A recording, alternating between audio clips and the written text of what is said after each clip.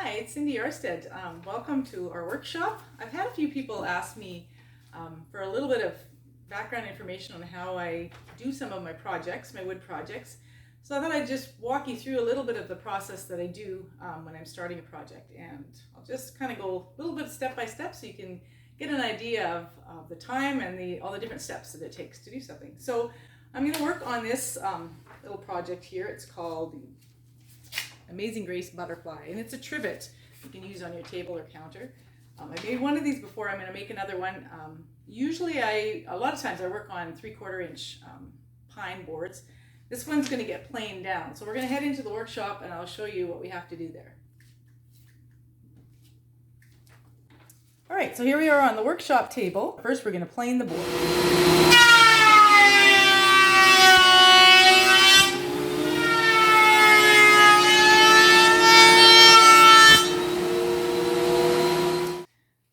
So thanks to my awesome husband Dennis, we got this planed, and now I'm just going to put the blue painter's tape over top. And the reason we do this is when you gluing on a pattern with the spray adhesive, if you don't put this down, you get the adhesive stuck to the board, and it's a real pain to get off after you pull the pattern off, and almost impossible to get it off completely.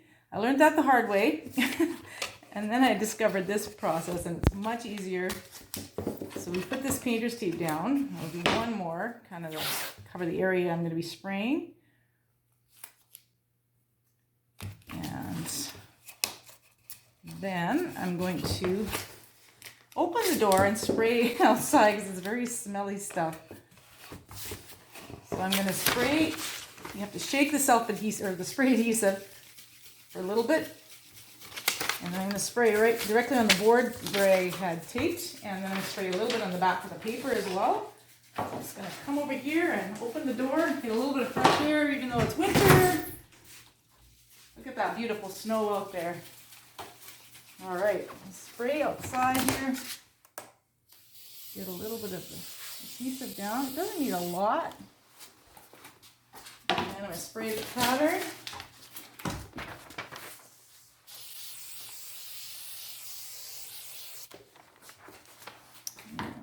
Come and place it on the board as accurately as I can. This one's just big enough to get the wings, so I have to make sure I'm right on. There we go, and smooth it out. Usually I have a little excess on the edges. If it's a flat edged piece, I'll put it right on the edge, so that saves me a cut. But one like this, I just kind of position it what works best. I don't like to waste too much of the wood, but it's nice to have a little extra around the edges. Makes it easier to make the cuts when you're working on the scroll saw. So now that part is ready, and the next thing I'm going to do is I'm going to take it over to the, actually I'm going to, first of all, I don't always do this, but if I'm stack cutting or if it's a piece that's a little more intricate, I just put a little bit of packing tape over the top. It keeps the pattern from, another way to help it from moving, and it also lubricates the saw blade so it doesn't cause the burn marks as much. So I'm going to just put a little bit of that on top, and then find my edge. It's really just a little bit more to keep it in place, and especially to keep the saw blade. It travels through the wood easier apparently when you do this, and it seems like it does work. And one more. I'll do another video sometime showing the stack cutting, but I have to do the taping for that. You can use double-sided tape on those as well, but I found this works pretty well for me. All right, so I have it, just a quick little layer of the packing tape down, and then we're at the small drill press, and I've got my drill bit in.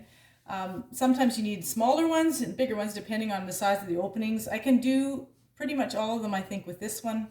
So I'm going to turn it on, and I have to make entry holes on all of the little openings that I'm going to be cutting out so that the blade can fit into it. And I usually try to get it near an end. Just makes it a little bit easier. So this takes a little time depending again how many openings you have, and lots of projects have quite a few. And I try to do some of this stuff a lot of times when I'm at the end of a day. If I've cut a bunch of stuff, I'll just get some prep work done on the next project. So I'll maybe do my taping and my drilling then, so it's ready to go the next day when I come out into the shop. If they're big holes, big spaces I'm cutting out of, I don't have to stop the saw. It's pretty easy to, or not the saw, the drill. But if it's a smaller one, I like to make sure I'm lined up properly, so I'll stop it for a second.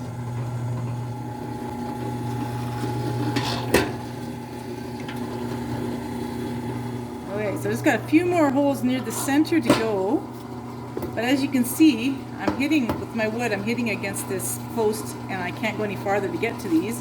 Turn it this way, same problem, and this way, the same problem. So I'm gonna have to go and just make one little cut with the chop saw. All right, so here I am at the chop saw and it's loud, so I always wear my hearing protection. I've got my wood apron on and I'm gonna turn on, we have a dust collection system, so I'm gonna turn that on. It collects a little bit of dust.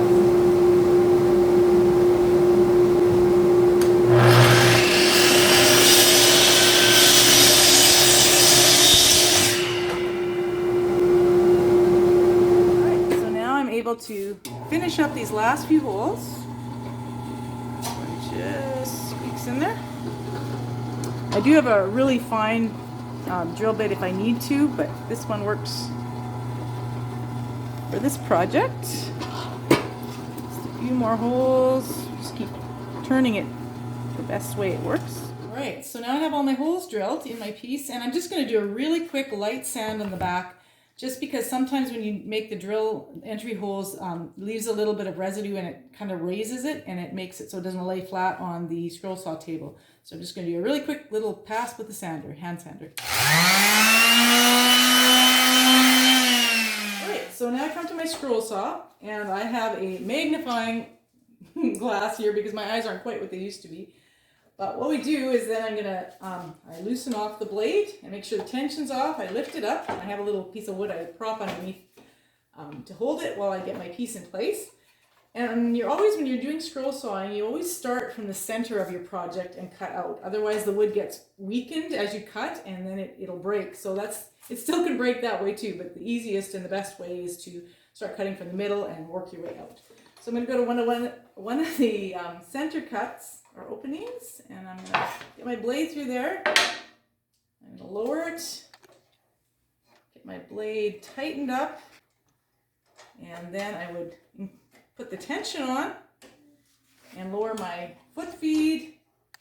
And I have a foot feed underneath the scroll saw for myself. Rather than just turning it on here, I have it that I can press it with my foot and control it once I turn it on. I can stop and start it with that. So I like to mostly use that. Got my little it's a little air hose that blows the dust away so I can see the lines better. And then I would turn it on and I put on my, it's loud after a while, and I also, the dust bothers me, so I always wear my mask when I'm in the shop. So I look like Darth Vader or something. All right. Get it in place. I'm just going to do a couple little cuts here.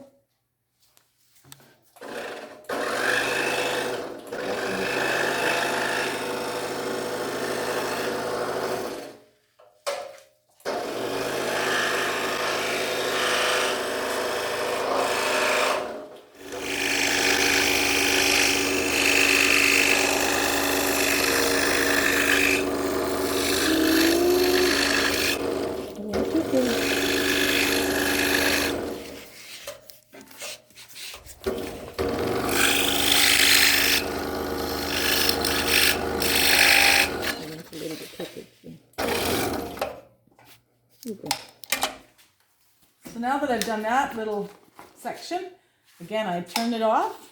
I loosen off my tension, loosen the saw blade, and pop that back up.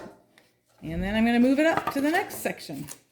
So it's quite a process. It takes time because every one of those entry holes has to come in and out and set it up again. And sometimes my blade likes to pop out. I have to redo it a few times. I'll just tighten that in there, and then we'll tighten up the tension and we're ready to go again. But I'm done for right now, so I'm just going to turn that off. I don't want to leave the machine. You're not supposed to leave the tension on. So So just loosen everything off until the next time I'm in the shop. Thanks very much for the first little video clip I'm doing of me in my shop and how I'm doing my scroll sawing. Join me again, and thanks very much for coming to the shop.